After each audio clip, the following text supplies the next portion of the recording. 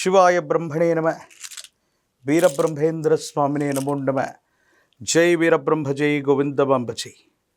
2026 సంవత్సరం కన్యారాశి వారి యొక్క రాశిఫలం. శివాయ బ్రహ్మణే నమ. వీరబ్రహ్మేంద్ర స్వామినే నమో నమ. వచ్చినటువంటి ఫలితం 7. ఇది కేతు సంబంధమైనటువంటి ఫలితం. కన్యారాశి జాతకుల జీవన గమనంలో కొన్ని విచిత్రవంతమైనటువంటి సంఘటనలు జరిగేటువంటి సంవత్సరం.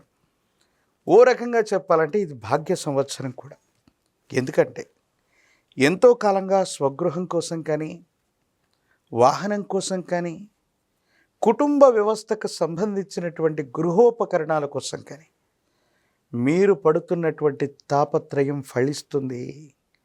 భగవంతుడు కాలం మీకు అనుకూలించినట్టుగా ఇంటిని కొనటం, స్వగృహంలోకి గృహప్రవేశం చేయటం, లేదా వాహన సంబంధమైనటువంటి అంశాలు, ఇవన్నీ కూడా సానుకూలవంతమైనటువంటి ఫలితాలకి కారణమయ్యేటువంటి అవకాశం కూడా ఉంది.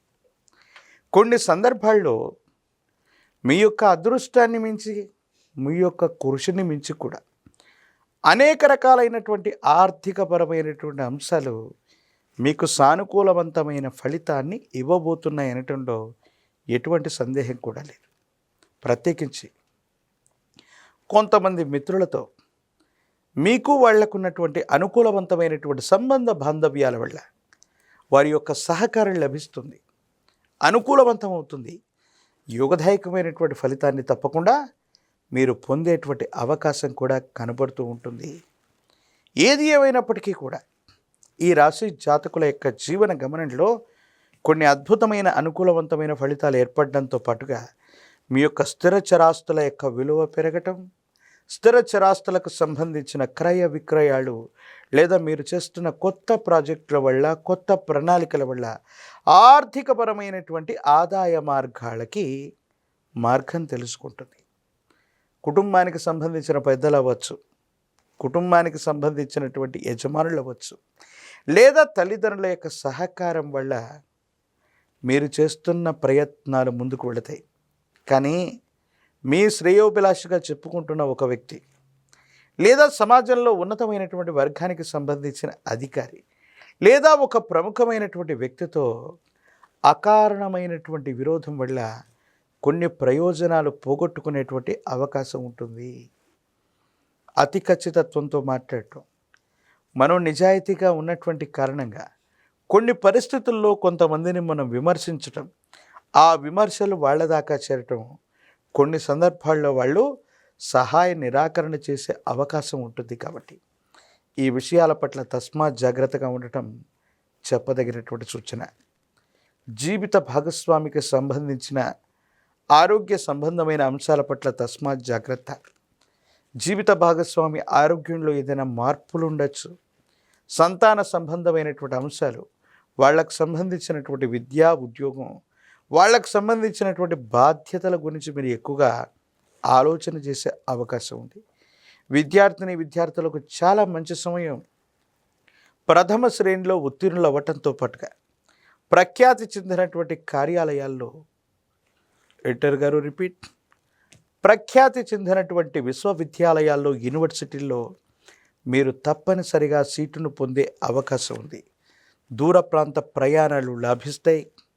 దూరదేశం విదేశాల్లో విద్యను అభ్యసించడానికి మీరు చేసే ప్రయత్నాలు తప్పనిసరిగా సఫలీకృతమయ్యేటువంటి అవకాశం కనిపిస్తూ ఉంది. భార్యాభర్తల మధ్య అన్యోన్యకరమైనటువంటి దాంపత్య జీవితం కూడా ఉండబోతుంది. కొత్త వస్తువులు, గృహోపకరణాలు, వాహనాలు, విలువైనటువంటి వస్తు సామాగ్రి, ఆభరణాలు, ఇవన్నీ కూడా ఈ సంవత్సరం మీకు లభించేటువంటి అవకాశం ఉంది.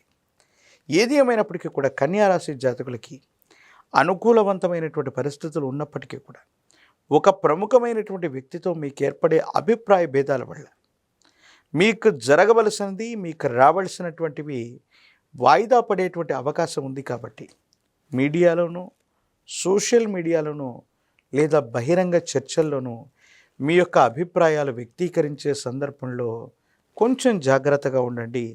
భావోద్వేగపూరితమైనటువంటి ప్రసంగం చేయటం వల్ల అది ఎవరి మనోభావాలనైనా దెబ్బతీయవచ్చు. దాని కారణంగా మీరు కొన్ని ఇబ్బందులు ఎదుర్కొనేటువంటి అవకాశం ఉంటుంది. ప్రత్యేకించి చట్టపరమైన అంశాలు, న్యాయపరమైనటువంటి వ్యవస్థలకు సంబంధించిన అంశంలో జాగ్రత్తగా ఉండండి. ఏ విషయంలో కూడా భావోద్వేగంతో మీరు చట్టం వరకు, న్యాయం వరకు, పోలీస్ స్టేషన్ వరకు కొన్ని సమస్యలను తీసుకెళ్లడం వల్ల మీ కీర్తి ప్రతిష్టలు కోల్పోయేటువంటి అవకాశం కనబడుతూ ఉంటుంది. రాజకీయపరమైనటువంటి రంగంలో ఉన్నటువంటి వాళ్ళకి చాలా అనుకూలవంతమైనటువంటి ఫలితాలను మనం చూడబోతున్నాం.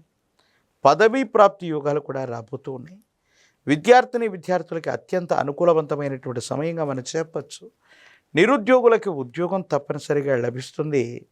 వివాహం కానటువంటి వారికి వివాహ జీవితం లభిస్తుంది. చక్కని సంబంధాలు కుదురుతాయి. కళ్యాణ ఘడియలు నడుస్తాయి. అనుకూలవంతమైనటువంటి జీవిత విధానాన్ని తప్పకుండా పొందే అవకాశం కూడా కనబడుతుంది. కన్యారాశి జాతకులకి వారి యొక్క సంభాషణ వల్ల కొంతమంది ముఖ్యమైనటువంటి వ్యక్తులతో విరోధం లభించేటువంటి అవకాశం ఉంది. కాబట్టి ఆ విరోధాన్ని తొలగింప చేసుకోవడానికి భైరవి అనేటువంటి బదనికని కానీ, భైరవ బదనికని కానీ, లేదా మహాకాలభైరవ రక్షణ కానీ మెడలో ధరింప చేసుకోవటం యోగదాయకమైనటువంటి ఫలితాలకు కారణమవుతుంది. కాలభైరవుడి యొక్క అనుగ్రహం వల్ల ప్రతికూలవంతమైనటువంటి పరిస్థితులను కూడా అనుకూలవంతంగా మార్చుకునేటువంటి అవకాశం కనపడుతుంది. లక్ష్మీ నృసింహ మమ దేహి కరావళంబం.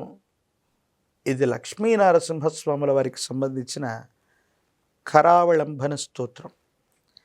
లక్ష్మీ నృసింహుణ్ణి గనక కరావలంబన స్తోత్రాన్ని చేస్తే ఎంత ఆపద కలిగినా రక్షిస్తూ ఉంటాడు.